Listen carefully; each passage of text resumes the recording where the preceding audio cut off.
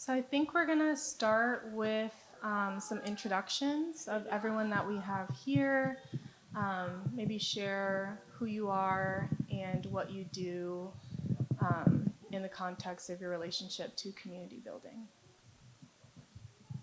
I'll go first. My name is Jessica Nielsen. I'm on the board of Big Psych. I'm also the president and founder of the Psychedelic Society of Minnesota. I've been doing psychedelics since I was 15, so I identify as a psychonaut. I used to run clinical trials with psilocybin at the University of Minnesota until I quit that because it was awful hard work that I didn't see was going anywhere, and I felt more of a call to work in the community.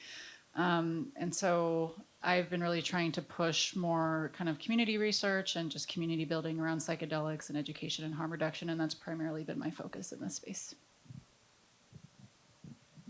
Hello, my name is Ash. I am the co-founder of an organization called Delix, and I have been doing psychedelics for about 10 years, half of that being recreational and the other half of that being intentional, with the intention of releasing addictions to pharmaceutical drugs. And the project Delix is rooted in assisting people in expanding the capacity to feel. And so I'm a community leader in that space. And I've been doing this work for specifically 4 years, building that community and really assisting people in feeling safe within the expression, like the full human expression. So within that, we do exploration of ordinary, non-ordinary, and psychedelic states. And so I hold space for all of that and just hold space for like the humanness and the human experience. So.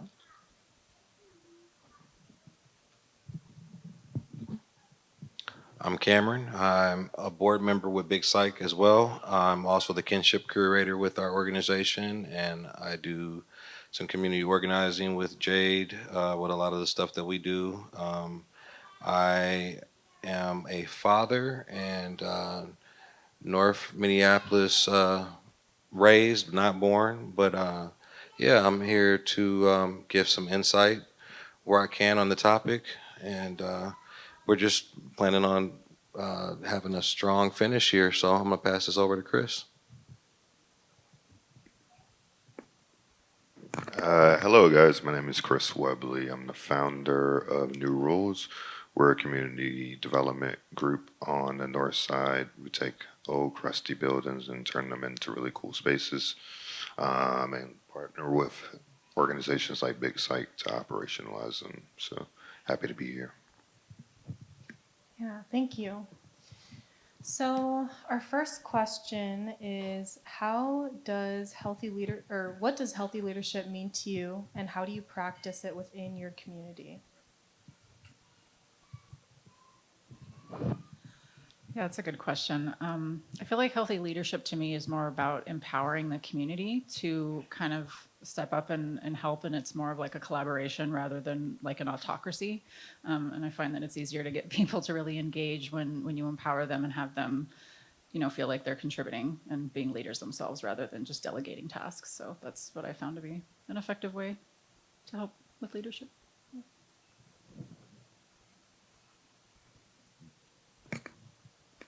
Yeah, I would piggyback off of that. Our notion has always been community has the answers, they have the solutions to solve problems that they've identified for themselves. A big part of our success with New Rules has been being unconventional and how we transfer ownership of space back to community in innovative and creative ways. I would say some other pieces that at least I'm working on embodying at this juncture of my leadership is having a lot of grace for people and the process, grace for myself too, and just accepting that with everything that we'll do, every business that we start, every new space that we open, there will be infinite amounts of opportunity to get better each day. So I find grace to be a very key component to that process. And then another piece that has really been coming from me, from my team, is just this notion of genuine love. Like there's a guy named Philly on my team who genuinely displays love as a person on my team, and I see how it changes the dynamic of how people show up to do the work, and this is something that I'm trying to embody more. So yeah, a few things. Good answer. Thank you. So, our next question is, can you discuss a time when you faced challenges in maintaining the sustainability of a community project or a business? And what did you learn from that experience? Time. Say it one more time. The first part. Yeah, can you discuss a time when you faced challenges in maintaining the sustainability of a community project or a business? And what did you learn from that experience? So, like, one example, when it comes to Big Psych, like, we really want to emphasize accessibility to our spaces and our products, and also the sustainability of, like, keeping things going and being able to be functional. And so the balance of sustainability and accessibility always seems to be a teetering thing that we have to navigate. I've watched us overcome even venue changes where we've had, we're trying to have continued success as far as using a particular spot. Not Chris's, because we love New Rules and everything that he got going on, but some other places that are in the community. And we have to also be flexible to be able to pivot at the last minute when necessary to see our mission through. And so, which kind of brings us to the space that we're in now. And I think you all are all enjoying it. It's such a beautiful spot. And I think it really speaks to the spirit of Big Psych. Yeah, I can piggyback on that. So with the Psychedelic Society, sustainability has always been kind of an issue of like how to always have content for the community and events. And early on realizing like I personally can't do all of that myself. And so like being able to like have other people offer their skills and also like being mindful around having people volunteer too much. I found that that's not really sustainable. I think it helps in the short term, but people really burn out. And so creating opportunities for people to like get paid. And then I feel like that, you know, not only helps generate revenue for the organization, it helps other people in the community get paid, and it helps kind of create this broader network and people can share their skills, and that kind of gets the gear going in terms of being able to be kind of self-sufficient as an organization without anyone really burning out too hard, because everything being volunteer-based is just not, it doesn't work long term. So this is kind of in relationship to a side project, aside from Delix, and I got involved with adminning a group chat that initially started with like 20 to 30 just like-minded individuals, and it grew this summer to be like 215. And as I was adminning and just like bringing people into this virtual community, there were issues that started to come in with some of the members and wanting mediation, and there was conflict. And because I was like the admin of two, you know, what was a virtual space, but wanting to be a community, people were coming to me. And so I realized within that how within the virtual space I was kind of detached because I hadn't developed a human connection with many of these people in the way that I think is really important when you're building community. Through human connection, you're able to actually like amplify and see others' gifts and yeah, as you said, empower people within like actually creating a cell that functions together. And so it was the first time in my life that I actually was like, help, somebody help, and reached out to some other people that wanted to step into a place of leadership. And last week, we actually had a meeting where 10 of us got together and had some really powerful prompts to just like air out some things that we felt just about the group and the metamorphosis of it, and how we can actually turn it into a community. And so, yeah, the thing that I really took away from that was just the immense importance for cultivating like raw, real human connection. Thank you. That's beautiful.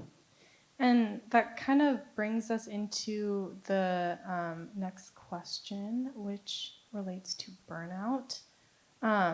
And how do you guys balance the demands of your leadership position with self-care to avoid burnout? I don't. I've learned to be more intentional with talking very directly with you when sometimes the balancing act of being a father, a single father, and just all my other responsibilities outside of the work that we do within Big Psych.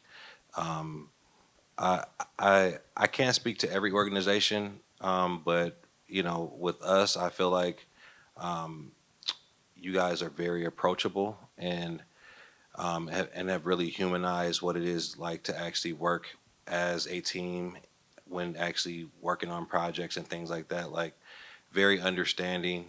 It's not like, what do you mean you're not going to be able to make it? Like no, there's something going on with my kid, and you guys are like really understanding. So that's, or if we are tired or there's something going on, like hey, get some rest, or like a lot of what you ended up having to do, where you were taking on a lot of the lion's share of a lot of the planning around this beautiful symposium that you guys have been partaking in.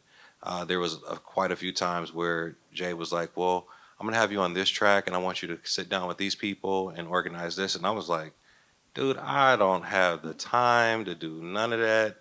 And it's funny because now I've actually been on the stage for all of these things that she told me that I was going to be a part of. And yeah, so it's like sometimes you may not be there for the planning of it, but then she will definitely make sure you are boots on the ground when it comes to executing everything that needs to take place. And so I guess I'm very happy that that we all are able to trust that when you are needing to actually run with the baton, things are getting done and we're going to be where we need to be. And my thing is just to actually show up and just pour myself into the situation however you see fit. So I think that has been very helpful with me being able to accomplish this balancing act of this whole life is lifing season, because it's been crazy busy. And just sometimes just as long as I feel like, as long as you continue to show up and you're putting forth maximum effort where you can, everything else will fall in play. Yeah, I just want to echo that, Jade. I feel like you're really good at helping the community feel nurtured and taken care of. And I think for me, that's helped a lot with burnout in terms of just being able to show up in community and know that like there is a space there and that any one of us doesn't have to do all of it. And we're all kind of working together to build this community together. And I think, back when I first started the Psychedelic Society, it didn't feel that way. It felt like I was doing a lot of the work myself. And my vision was to have multiple organizations kind of blubbing out that could have all of this stuff for the community so it doesn't fall on any one community. It's like we're all kind of working together. And that's honestly helped a lot. But I am really bad personally at managing my own burnout, and I take on way too much. I take on way too much volunteer work. And I made the decision for my own self-care and burnout was to just quit my job and just be 100% dedicated to community and policy. And so that was my decision, but I'm still burning out even there. So it's like still, but like setting boundaries. And, as you were saying, Cameron, like maybe just saying, look, I can't do this. I want to show up. I want to do this thing, but I also am really at my limit. And I don't want to show up and be a shitty version of myself, because I could show up, but I'm not going to be the person that you want in that moment. So I think I'm getting better at doing that. It's taken age and not feeling like I need everyone to like me. And that's okay. And I can sometimes have to be a little bit of an ass, but ultimately, like, I can safeguard my energy. But just, yeah, wishing I could do more. But just as I get older, I'm getting to my limit of like what I can do. So I'm so grateful to Big Psych and everyone else in the community and Delix for doing that, and for the spaces that you offer. And yeah, it's been helpful. And I just want to say it's also really important to like have grace for yourself. Like you're in this transitional period of your life that is just like completely, life altering, and that takes time to adapt to and find your new groove. So you're doing an amazing job and doing so much to support all of us in this movement of psychedelics, and eternally grateful for all you do. Yeah, no, a lot of great points. When I think about burnout, it kind of breaks into two different types of burnout. It's personal burnout, and then there's kind of career burnout. Career burnout, You know, in some ways, I would say it's kind of part of the journey of like owning your own business, trying to figure it out. You're the brainchild of it, so you're naturally going to do more. It's going to require more of you. You have more people that you're managing. It's going to take more time. You have a family like Cameron and other responsibilities outside of that. Then the hours of the day start to diminish pretty quickly. So for me, on the career side, I've gotten really meticulous about just accepting the amount of hours it takes to do things in a day. Because I think a big part about people who work at the intersection of community and culture and innovation often are like, sky's the limit, we can do everything. And it's like, actually, we can't do everything. We only got 8 hours in a day to really get some good shit done. And you think about events like this, I mean, I'm sure you guys have been planning it for a year. You know, you add monthly events that you guys do and some of the other things I'm sure you guys want to do, it starts to really eat up time. And so I think for me, I've gotten really good about accepting how much time it takes to do things and just realizing I got to say no to a lot of things because I think the other piece that balances is like economics. Like I know where now 10 years in the game, like where my team should be spending their time because there's a certain balance of economics. Like I got to meet payroll each week, and that's a real thing. And so there's just certain things that we got to do. I'm gonna switch over to the personal side because I think that's probably the most important side. I've maybe over the last 3 years started to get really prudish about making sure my cup is full, and being very unapologetic about it. I think in doing this work, it can become kind of like the sacrificial lamb because at the end of the day, it's your baby, so you got to do it. So if anybody got to stay up to 2, 3 a.m., it's you. And as much as that will continue to be the case, I've put a lot of guardrails in place just to protect my personal space to make sure my cup is always full. I'm now making sure that I'm putting those guardrails in place for my team, regardless of if they want to. I just opened a fucking restaurant like 2 months ago, the ghettoest shit I've ever done. But super happy that it's finally open. But again, even for my team, I'm like, no, we're gonna take 2 hard days off a week for family. It's a non-negotiable. I won't text you and bother you on those days. And I think that that's a culture, a muscle that we have to start working that doesn't currently exist in doing community work is prioritizing yourself and just being like, I have to remind my team and myself is like, we're not saving fucking lives. We're just building buildings and doing events, and which is needed and necessary, but nobody's going to die as a result of if this event doesn't happen today. So I think, again, it's a continued conversation of grace. So those are some things that have worked for me in balancing the work. Thank you. Yeah, I'd say being in a like position of leadership has actually like illuminated the process of even discovering needs for me.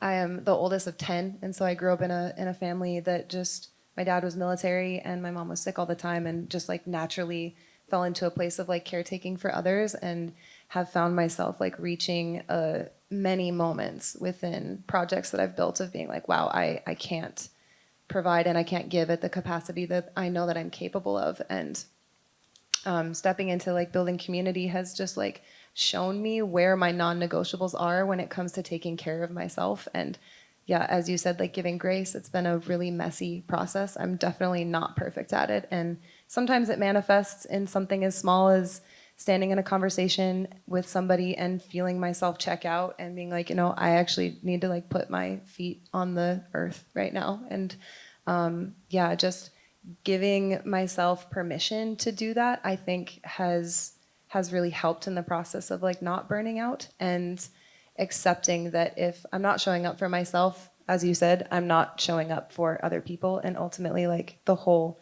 purpose for building community and being in a place of leadership is to be able to support and amplify others' gifts and really assist people in empowering themselves. And if I'm not doing that, I'm not living with an integrity of like what it is that I really want to build, which is something that doesn't feel like so heavy. Like the weight is not all on me. And another aspect within that is like learning how to trust as I step back, that space will be filled with whatever is meant to, with whatever has the capacity and wants to like show up and kind of like hold the torch in that moment. So yeah, I'm definitely still in the journey of learning how to do that. And I think like these micro moments of deepening into also self-awareness of like how we're feeling in, for me, it's like, it feels like it's every breath, how I'm feeling in every breath, and just acknowledging if like where I'm at is actually feeling nourishing, or if it's pushing me to the edge, if I feel capable of being pushed to my edge, or if I really just need to like retract and retreat and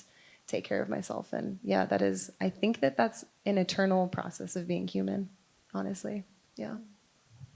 Thank you, guys. Those are all really thoughtful points. So our next question is on conflict. And conflict is definitely something that is inevitable in community, especially psychedelic communities where everyone's doing all this deep internal work and having flares here and there. So how do you approach conflict mediation, and what strategies have proven to be most effective for you?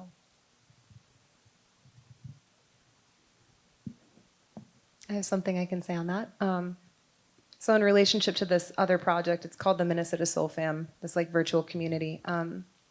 When we had our meeting, it was like a palpable feeling that people were feeling things. And one of my dear friends brought in this prompt that comes from authentic relating. Authentic relating is like a whole branch of ways to relate to other people authentically. And there are lots of tools that I think are really beneficial that everyone should have access to, just within being able to hold conversations that are that allow people to actually be seen in what they're experiencing. And conflict, I find many times, comes from a place of just not being seen and wanting to be heard within your perspective or whatever your belief is. And so within this specific gathering, all 10 of us sat, and my dear friend stood up and said, we're gonna air shit out. And people came to the center of the group and shared their feelings about each other, like their raw, authentic feelings about each other.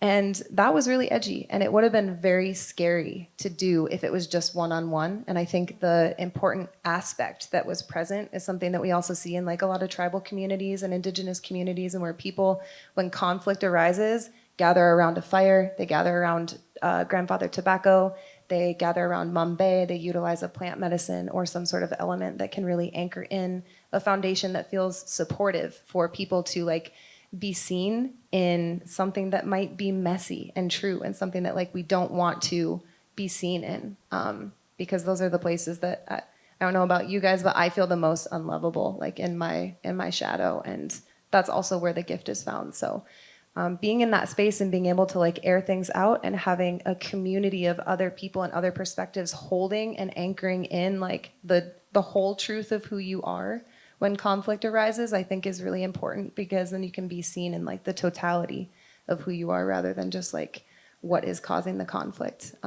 So yeah, I think it's really important to have multiple perspectives around, and to like create the space to actually release and share what we're feeling, and perspectives that we might have, or things that didn't feel good, in ways that people move, and things that are impactful. And just creating the space for that requires more than just two people, I believe, unless the two people have really cultivated like and reclaimed their whole self, and they feel secure enough to be a place for somebody to come to and say, hey, this is how I feel about you, or this thing that you did. Because it takes a lot of courage to be able to receive and be in the fire of potentially a projection, potentially something that is true, and then to take that seed and like sit with it yourself and find the truth in it, and then navigate moving from a place that is considerate of that in the future. And yeah, so lots of elements holding that space, I think, is like one of the most important parts of conflict mediation. Yeah, thank you for sharing that. I'm curious on your thoughts on the timeline of that opportunity to sit in a community with people, because I find that with myself, like when I'm in conflict, like I like to sit with my feelings and reflect and really try to sit with myself to see like what is projection, how do I really feel about this before entering a space of like potential conflict with someone. So I'm wondering, like, is it good to do it like just being totally raw in that way, or first grounding and then entering that space? Yeah, I honestly align with that belief. I think if you come to something with a charge that you can't hold yourself, it's plausible that you are going to flame throw on someone else. And I don't think that cultivates the safety within the connection and communicating what it is that feels like a charge for you, for that other person. And I think that that's the most important, is like, in order to really also articulate a charge from a clear place, it's important to know where it comes from within yourself. And if we can take accountability, especially as leaders, if we can take accountability for our own charges, then we are more than likely going to communicate that from a place of taking accountability. And if you're not communicating it from a place of taking accountability, I call it blame throwing, like a flamethrower, but it's blame thrower.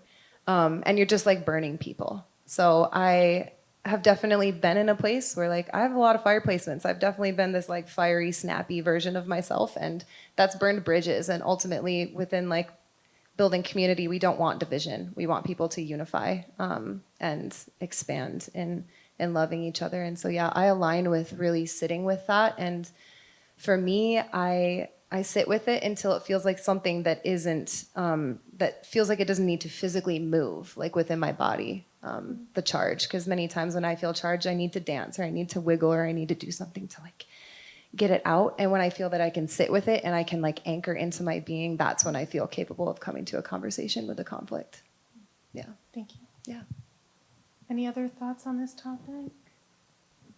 I mean, I'll just echo that. I feel like a lot of the conflict I've experienced in community and also just in other relationships is when I'm projecting a lot and I'm not really seeing the other person's side, because all I can see is how it affects me.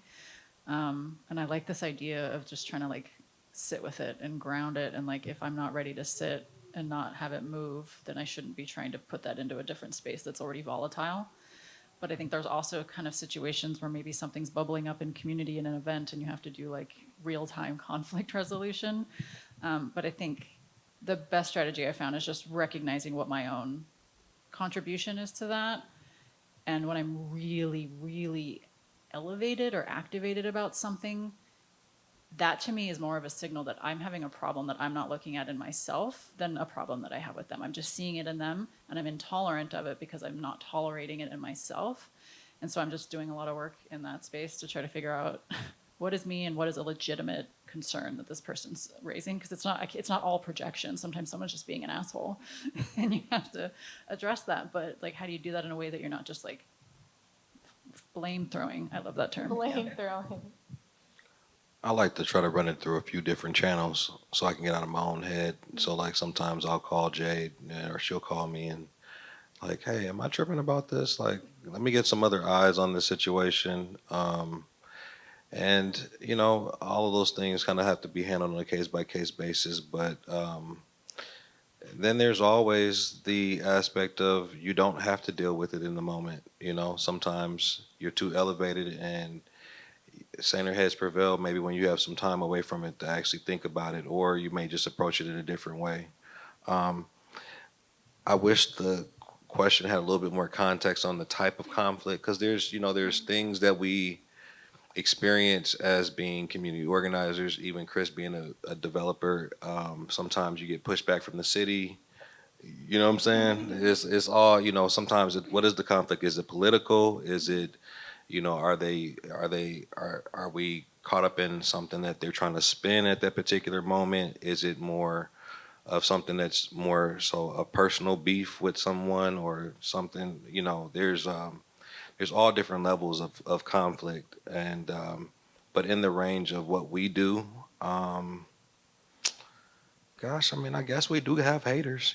They exist. Shout out to the haters. Yeah, but I have this painting on my wall that says "Hustle until your haters ask if you're hiring," and so I love that. yeah, and so I think that's I think a key thing to always just kind of reflect on that. Like, is this something I can turn lemons into lemonade? But I'll see what I'm gonna pass it to Chris. I like that. I like that. So I might have to convert some folks who work for CPED into an employee. But no, because I was over here thinking like, damn, I'm actually the initiator of conflict 99% of the time. And so just having to sit with that truth of just like, and it generally is, me having to speak truth in a room that doesn't exist. Prime example of us getting our liquor license. It was a big contingency.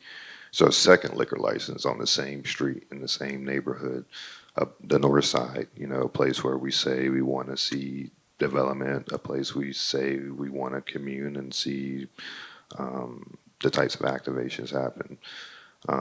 But a lot of the times, you can't say that to me as like CPAD. Hey, we want to see this, and then on as a behavior, like we just got a violation last week because they said somebody sent us videos showing a patron dancing in your establishment, and they sent us a cease and desist because they were like, your license doesn't allow that. Stop it. And I'm just like, the reality is like it's hard. I'm often having to speak truth to those. It's like I'm going to push back. It's like, yeah, you guys know we need a general entertainment license, which technically means we could be a club. But you guys know we're not a club, and we don't have any intentions to be a club. But I don't know. I'm rambling, but the conflict is something that we generally are starting, and generally when there's conflict, I get strategic. So with our liquor license, instead of fighting the political battle, I said I'm just going to call all the homies and ask them to come testify at our liquor license hearing. And 13 of you guys, Jay's and Cameron, being two folks who showed up to testify to make sure that our liquor license got passed. This narc neighbor that we have who videotapes everything. I'm just like, Councilman Vital, like, go talk to her. She's in your ward. Like, I'm not dealing with this shit. So just things like that where, I just get strategic about how do we need to get to a solution without, things getting too crazy. So yeah, I don't know. Those are some thoughts. I'm also too open to ideas because again, it's a learning path for me in terms of how to be, speak truth. Often in these conversations, I show up as a fiery person, mainly because of the sense of urgency. I shit, my car got shot up 6 months ago just from accidentally running a sign on the north side or a stop sign. Like the sense of urgency for me is like that brother just didn't see a way and just was having a bad day and took it out on me, and I could have lost my life. And people don't understand when I push back about this dancing bullshit. I'm like, do you not see this beautiful space that we just cultivated? Are we really that worried about a patron dancing, or should we be worrying about how do we get that young brother a job so that that next time? So I guess that's where a lot of my fire comes from, is the sense of urgency of just the shit that I'm dealing with day to day that's happening, responding. I live on the north side. I breathe what's happening. I walk to the corner store every morning with my dog. I see the change that's happening. I see the drugs and how they're impacting the neighborhood. So yeah, there's a sense of urgency that needs to happen, but I think for us, we just get creative about working with community, about letting them be the folks who help us address these items with solutions. And thank you for sharing that. When you say that you're an initiator of conflict, what I'm hearing is you're also just really good with self-advocacy. And I think that's a really important and valuable skill and something that people can learn from. And it's all about the balance. I heard I don't start it, but I finish it. Because if you know how the stuff that's going down with this man, a lot of these people kick up dust and then they want smoke. And then he's like, well, I'll take cigarettes, hookah, joints, however y'all bringing it. And we'll light all that shit up and we'll just let it fall where it may. But I am appreciative to call this person a friend and a community member and a partner in crime as we try to figure out ways around really, as I would say, almost corrupt forms of local government, because the same people that claim to be about community, unfortunately, a lot of times are not about in empowering the people that are in the community. They're trying to reshape the North Minneapolis to make it a much more viable corridor. Seem to sometimes be our most stark competition. So it's just it don't the math ain't mathing is what I would say on that. But yeah, keep doing what you're doing, brother. Thank you. So I think we'll do like one more question, and then we'll check in with the crowd and see if anyone has any questions or comments. I think we'll close with, what are some key pillars of sustainable community building in your experience? Key pillars of community building. I think it's key to get all the different multi-generational people involved. You know, I'm, you know, just knowing Chris and knowing a lot of the work that he does, you know, you're seeing the younger generation trying to get their hands dirty and reshape things. But there's a lot of folks that are already older individuals in the game that are definitely connected. And I don't see always that multi-generational connection that's happening, where a lot of the people that could be passing the baton are unfortunately sometimes the gatekeepers. And sometimes they're our own people. And that is a big issue that I see, not just within in the community as a whole, but sometimes, unfortunately, even our own families. And so, when I think we have to do a better job as far as a call to action to all of us working together, because there's people that have kind of already walked through those doors, that have the connections, that have the resources. Um, like right now, even with Big Psych and a lot of the different organizations that have come through over the last week, the main thing that a lot of us have been talking about is lack of funding. You know, point us in the direction of where the money is at. Everybody has advice and good ideas on what we should do differently, but nobody wants to give you no money. So I would say sometimes I think we're kind of in a place where we don't necessarily need to be told what to do, but we need to actually have you put gas in the tank so we can show you how to do it. But yeah, I would say utilizing more of family community connection and incorporating all of those different age groups into that would definitely be key.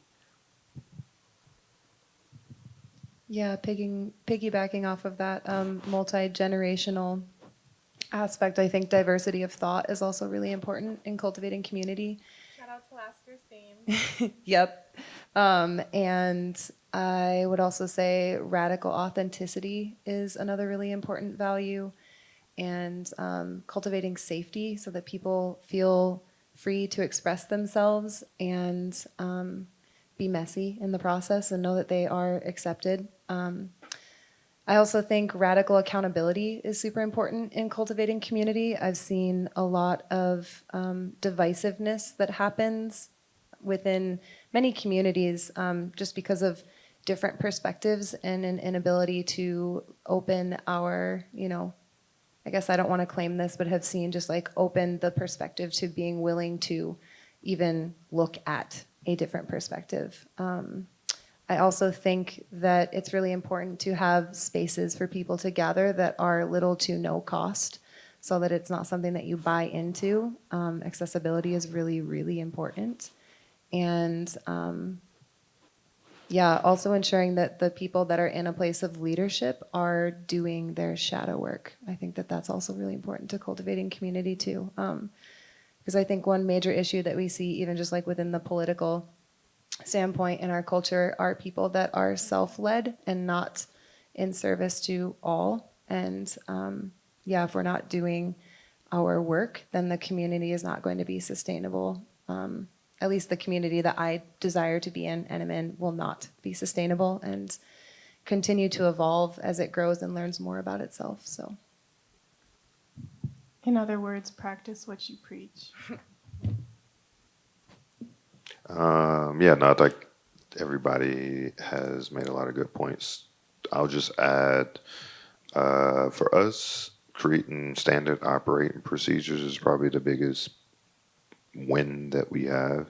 And I say that it's kind of like this corporate techie word, but really, like I tell folks, like if we have, for the next person who wants to start a new rules community space, if they have to start from scratch, then I really haven't done my job in community to actually document how I did this, document the best practices, and then be able to give somebody a notebook that says, here's the blueprint to how we operationalize community spaces like New Rules. So that's a core pillar in all avenues of our business of just documenting things because, again, if I am able to crack the code of how to run a restaurant on the north side and make cash flow, then it would be great to be able to provide that blueprint to other folks who want to come on the north side and open restaurants, which is a food desert, which is what we need. So our flow and community, again, is really in that succession planning and being able to pass the torch to folks when they're presented. Yeah, the only thing I would add, everything that you guys have said makes sense of like accountability, doing your own shadow work. I think also money is a big piece in terms of just being able to pay for things and have resources. But I've been thinking differently lately about like what are resources, and it doesn't always have to be money.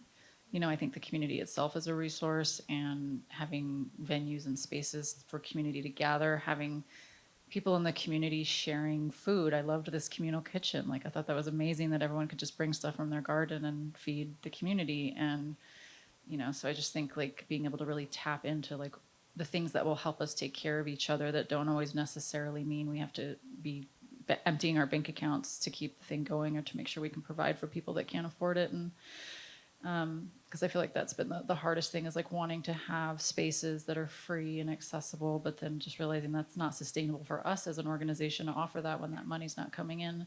And so just trying to find that balance to make sure people are taken care of in all sectors of what we consider to be resources and gratitude. All right, thank you. Let's give everyone a round of applause.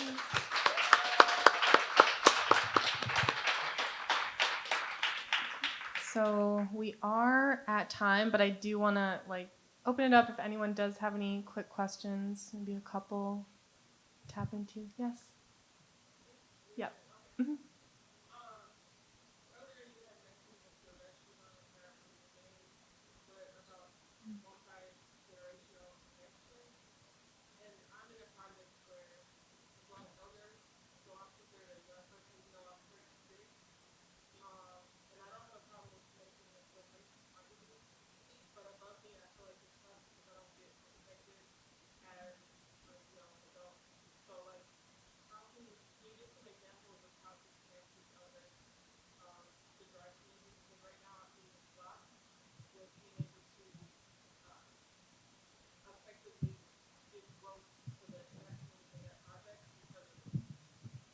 So just to repeat the question, how can we connect with elders as a young person that fosters community building and respect, mutual respect? One thing that I will say when it comes to some of the older generation that's established within the community, they want to see that you've done your research. Um, I know it's funny when I'm talking to, I think about my uncle or some other individuals that are just kind of, I don't know, I consider some of these people like the black bourgeois. They want to see that you've actually done all of that you're financially literate and versed on the idea and that it's not just very abstract. I mean, they're like, okay, yeah, it sounds like you got a great idea, but how are you going to make this work?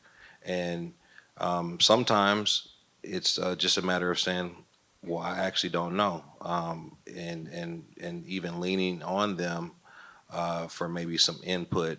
But I would say, um, there's once again there's the issue of are they is it that they want you to have a much more concise idea that you're bringing to the table, or are they just wanting to gatekeep in order for them to maybe turn around and use your idea? So I think you will have to maybe spend a little bit more time. I don't know how long you've been dealing within that space, but sometimes you may come to the conclusion that maybe that's not your tribe. You know, sometimes your ideas may be more welcome in a different space. I've seen that too, where you know, within my time at Big Psych, I've I've watched things flourish within how how we've been able to lean on each other, even within our age differences. You know, Jade and Steeg are much younger than me. I learn a lot from them, and I think sometimes that's about even as an wow, I'm finally calling myself the older person. Um, yeah, being an older person in the space, sometimes even leaning on their experience and different things, and vice versa. I think that they know that there are certain things that I might be more versed or knowledgeable on, and I think it's just about that two-way aspect of learning from each other. And I would maybe, as people continue to go around and answer in your question, um, give a little bit more context, maybe around like how long you've been trying to work within the space. And I don't know if you're able to kind of speak to maybe the not necessarily the name of the organization, but just kind of like, is it a nonprofit? Is it for profit? So I can kind of give a little bit better advice, or somebody else can speak to it.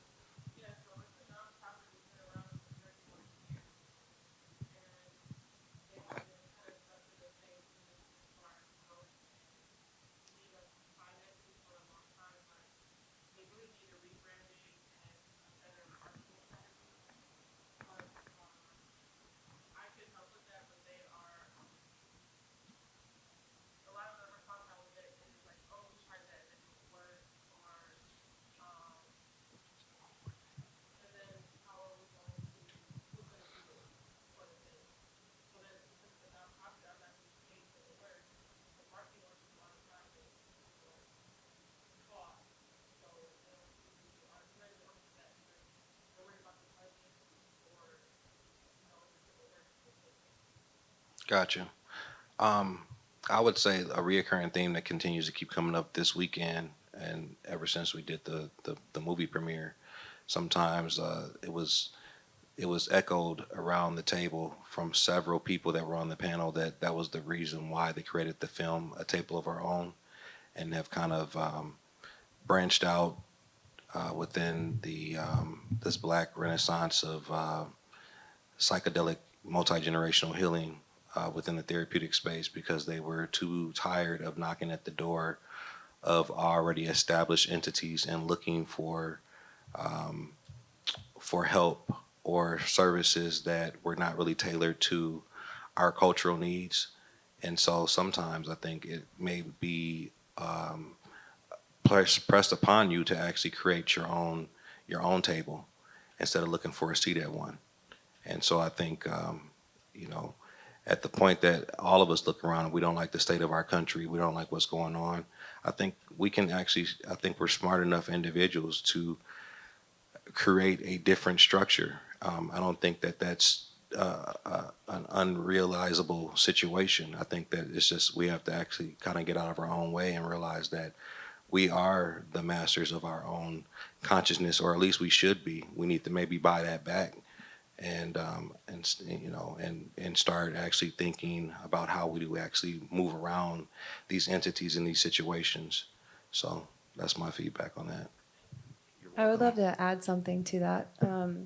I think that one thing that we see within our society is this devaluation of elders. Elders don't have, capable bodies the way that you do when you're in your 30s. They're like a little bit more limited in, maybe like learning the technologies that we have access to. And so I think that when engaging with anybody who is considered an elder, it's really important to humble yourself and acknowledge that they have a wisdom that is inherently different than yours because of the generation that they grew up in.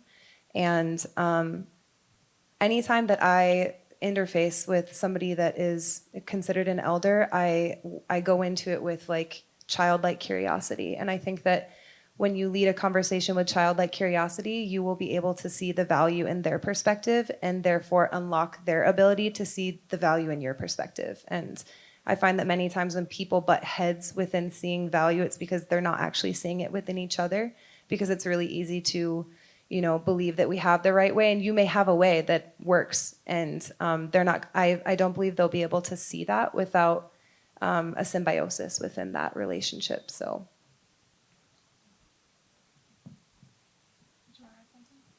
No, listen to exactly what she said. I mean, Cam too. They were all valid points. Any other questions? Okay, so given that you all work in kind of more a forward-thinking industry that's trying to change and shift the paradigm and make things better for people, better for community, two non-exclusive competing statements come to mind for me. One is you have to work within a system to change a system, and the other one is you cannot dismantle the master's house with the master's tools, right? So one of them is saying like the only way to change, to have the system change is like you're working within it to change, and the other one is basically saying you have to totally divest from what the existing system is and work outside of it. So as people trying to shift this paradigm and work in that, when is the time where you've had difficulty finding a boundary or some sort of marriage, a balance between these two realities that physically speak to while you're trying to actually change the paradigm? I would say a belief that I have formulated is that the way to create a system that actually works sustainably is, one, by understanding the systems that have been created before it and been modeled and why they don't work. And then two, creating a system that's separate of it. I don't believe that you can take down a system from the inside, but I do believe that there are many valuable things within it, because the systems are working for us, like in some way, shape, and form. They obviously all have their downsides. We are able to go to a grocery store and get food. And if we didn't have the grocery store, many people that are not sovereign within that space wouldn't have access to food. So what within that system is working and creating an accessibility? How can we highlight that? And then how can we adopt the things that feel within our own morals and virtue, and then also just create a system that is separate of it? I think that putting our energy into actually creating separate systems is far more beneficial than fighting the ones that exist, while also acknowledging that we are living in a paradigm where we are living within systems that are that are sustaining us. And yeah, one thing that I've really been sitting with within myself is I feel a lot of rage towards certain systems. Why do I feel that rage? For me, in relationship to the food sovereignty, it's because I feel afraid. If I wasn't able to go to a grocery store, I couldn't survive off of what's in my backyard right now. Or even I would have access to drinking water in many different ways, but if I didn't have fuel, I wouldn't be able to get there. And so really just acknowledging our own responsibilities within creating sovereignty outside of the systems that are enslaving a lot of us, I think is really important. Pete, that was a great question. And I'm actually, first off, when I first came to Big Psych, I was working within regional government. And I don't necessarily believe that, to your point, that there's really any changing some of these entities from the inside. I mean, they're called a system for a reason because they will run without some of us actually working from within those walls. And it's not by happen chance that it kind of moves like a digestive tract. It eats you up and it shits you out. You know what I'm saying? And but to the point of the spirit of what you and Olivia and many others are doing, by trying to take your destiny in your own hands by being homesteaders, living off the land to where you can actually kind of move outside of these systems. I still recognize that there's still a need for us to still go back into them at some point in some kind of way or shape or form. It's there's still some relationship that you still have with the monetary system. And so I think it's about creating a balance so where you're just not as dependable. But is there, even right now, I mean, I have the work that I do with Big Psych. several different revenue streams coming in, but then there's also the things that I want to continue to do for my family, where I'm like looking at going back into government. And the thing that I find most interesting about that is I was asked by a relative who's a high ranking official in local government here that, hey, if you decide to do this, what are you going to do with this mushroom shit? And he kind of just looked at me like, you know, I like what you're doing, but when it comes down to the meat and potatoes of how you put food on the table, these people are going to be looking at what you're actually involved in. And I think that's where I find the rubber meets the road, or we kind of hit that ceiling within this work, because there's a lot of people that want to actually be more involved, but they're actually afraid to, out of fear of being scrutinized or not having access to money, you know, because now I don't get that particular position or job. And it's a very, very rough road, you know. And this is where I think it even becomes even more important, where we have our reliance on community. What does that look like? And I'm gonna be honest with you. Right now, I'm still defining that as I go along. I'm not telling you I have it all figured out. There's definitely it's definitely a balancing act.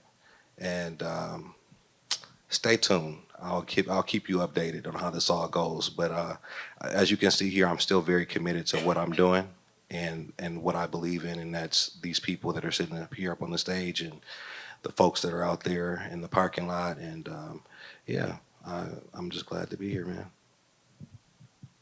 I just have like one comment. I don't know if we're like running behind on time.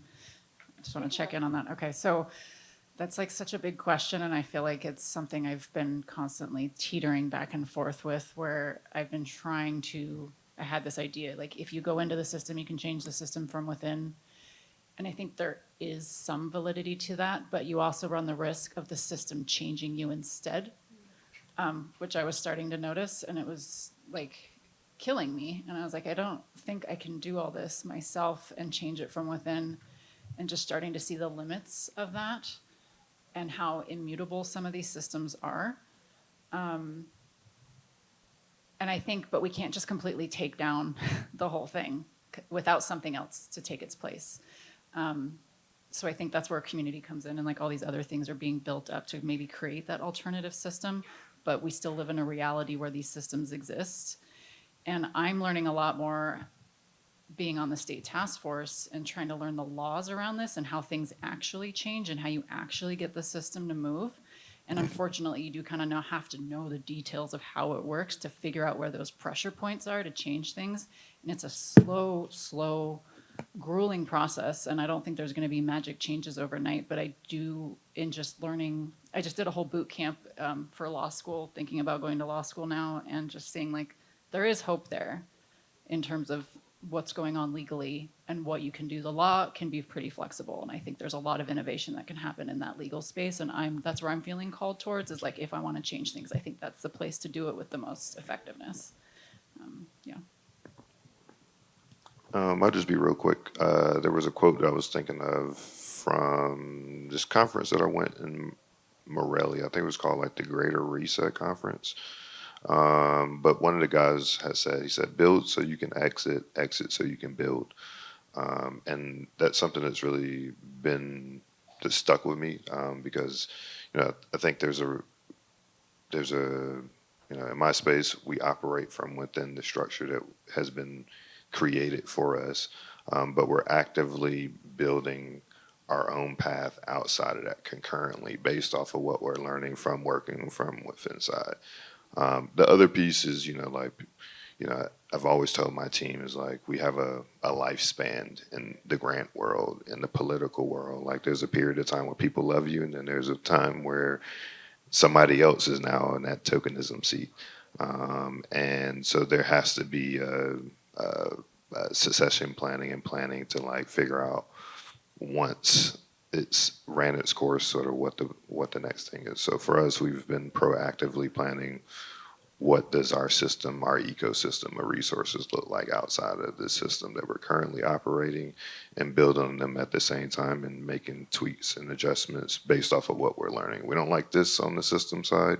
well, let's figure out on our side of what we're building ecosystem-wise, how we address it, how do we solve for it. So. So thank you, everyone. Let's give everyone a round of applause.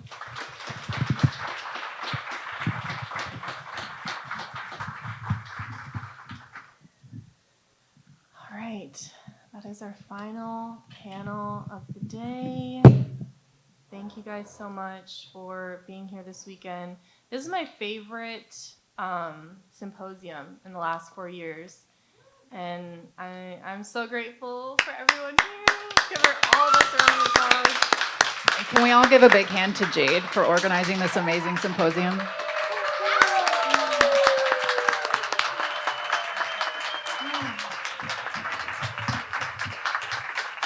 Thank you, guys.